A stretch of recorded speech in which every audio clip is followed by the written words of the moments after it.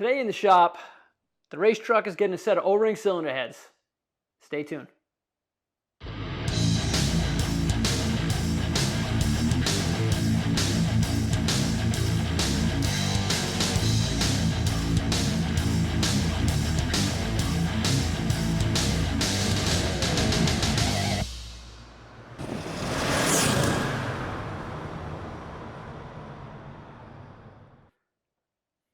All right, well, I was really hoping I would have got this thing at least out on the track and a little bit doing a few things this season before I had to do heads on it, but unfortunately, I was kind of messing around with it in the driveway the other day and realized that this thing makes a ton of cooling system pressure. So, kind of decided before I get this thing out on the track, before I get it out on the street, let's get a set of heads on this thing, let's get it studded, let's do it right. Because I think it'd probably be a little more frustrating if I kind of got out and it just started blowing coolant out all over the place at some event or whatever it may be. So what I'm going to do is, unfortunately, you guys know I have no lift in here. Normally, I would probably pull the cab off this thing. Some guys will even do the cylinder heads right in the chassis. There's a few different ways you can do it. You can either pull the heater box out on the passenger side and mess around with some motor mounts and drop it down, but I'm just going to pull the motor right out of this thing. I got to do an oil pan. I got to do a clutch, so the transmission's going to come out anyway, so we're really not that far away. And to be honest with you, I prefer to either have the cab off or the motor out, just because cleaning the block, getting everything prepped, it's just really so much easier.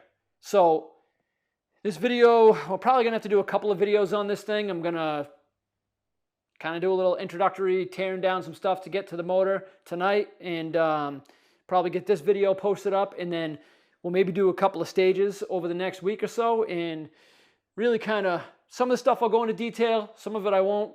Tonight's just going to be probably some time lapse, tearing it down. Hopefully you enjoy it. I'll put some good or crappy music, I don't know, whatever you guys think about the music I put on here, and we'll just have some fun. But not excited about tearing apart a truck that's got fresh paint. So bear with me. I'm a little squeamish about it, but I hope you guys enjoy. All right, so normally what I like to do is start getting the coolant drained. I already brought it to a shop to get the refrigerant sucked out of the thing, because we're gonna have to take the condenser out. You can kind of leave it on if you want. Some people will, and they'll just kind of turn it to the side. But if you have access to a shop or the machine to get the refrigerant sucked out of it, you can do that. So this thing's obviously really low, and it's kind of hard to get a bucket under this bumper. So instead of draining the coolant, I'm going to start by pulling the bumper off, and then I'll get a bucket under the radiator and start draining it.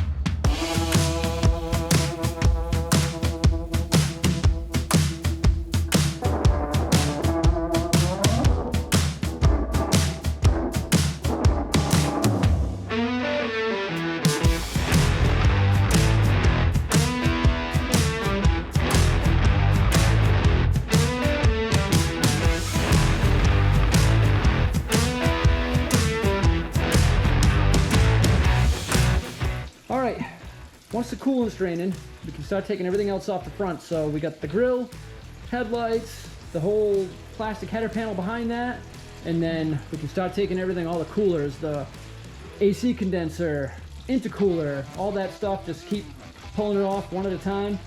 And eventually what we're going to do is we're going to get to the point where we're taking this radiator cross member right here out, and then just keep pulling everything off till we get to the front of the motor.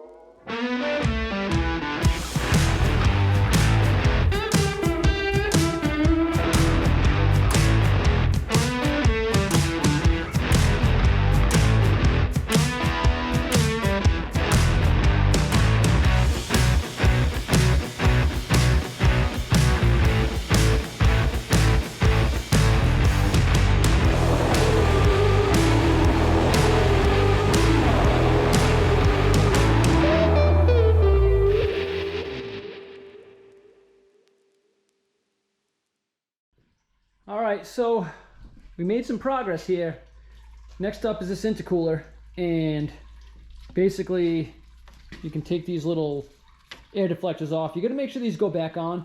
These are pretty important to keeping airflow where it needs to be and keeping everything going through the radiator and all the coolers. If you had an automatic transmission, you will have an external transmission cooler in here too. One piece of advice on those is where the lines go to the bottom of them, they can really have some issues where they get corroded. They look like they're fine, and then you go to take them off and they break. So just be prepared. If you're going to be taking the transmission cooler off on an automatic truck, there's a pretty good chance that you're going to break those fittings right off the cooler, especially if you live in a salt area like me. So let's keep going. Radiator is still draining a little bit, and once that's all drained out, we'll get underneath and we'll do the two transmission cooler fittings and the lower radiator hose, upper hose, and then we should be able to pop the radiator right out. So let's keep rolling.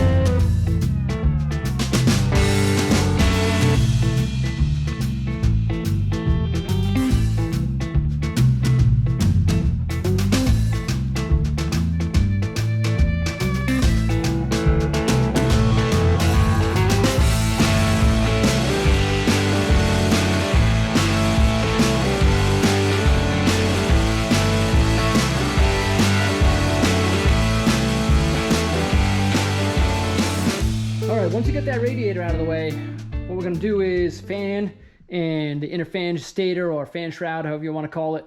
Really is called the fan stator. But basically, if you work on these trucks in any amount of consistency and you don't have one of these tools, you're really missing out. So how this works is use an air hammer and use that rod right there, and then it has all different size wrenches. This one, obviously, you can see I use it pretty often, labeled 6.0, and use that right on the fan clutch, and that'll spin it free. Some people will use an air chisel right on the fan clutch nut and mess it all up, and there's another tool that's like a manual wrench that you can pry on and you hook into the water pump pulley. That stuff is waste of your time. I'll link one of these kits below. If you work on your truck at all, even one time, this thing, absolutely worth it. But to make your life a little easier, when you got it all apart this way, first thing to do is disconnect the fan plug, unplug it, push this, pop it out, and then you want to take the bolts off of the inner stator. They're right there. So on the early trucks, there's 5 of them. On the later trucks, there's only 4, 2 on the top, 2 on the bottom. Early trucks, there's 1 more on the corner right here, you'll see. So I'm going to set the camera down. I'm going to get this shroud popped off and spin the fan off, and we'll go from there.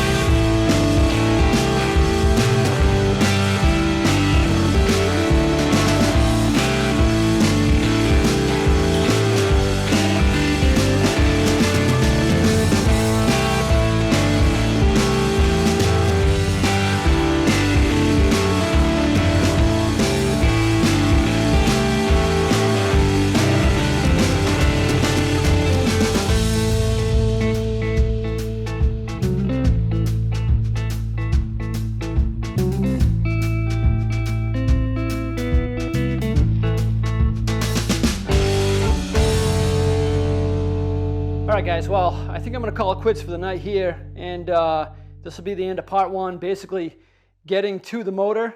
And I don't know if I said earlier, but we got a beautiful set of Powerstroke Products O-ring heads, nice set of head studs, and all fresh gaskets. We're going to clean everything up.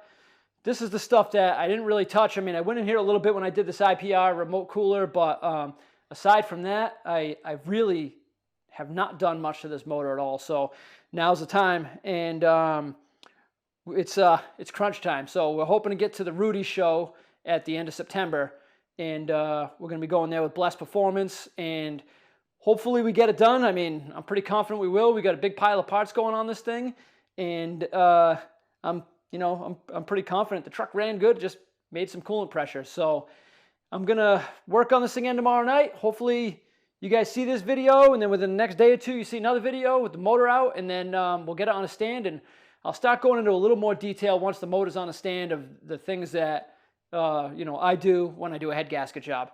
To me, if you're capable of going that deep into it, this part, you shouldn't really need much explanation. It's just nuts and bolts. Just keep taking everything off. And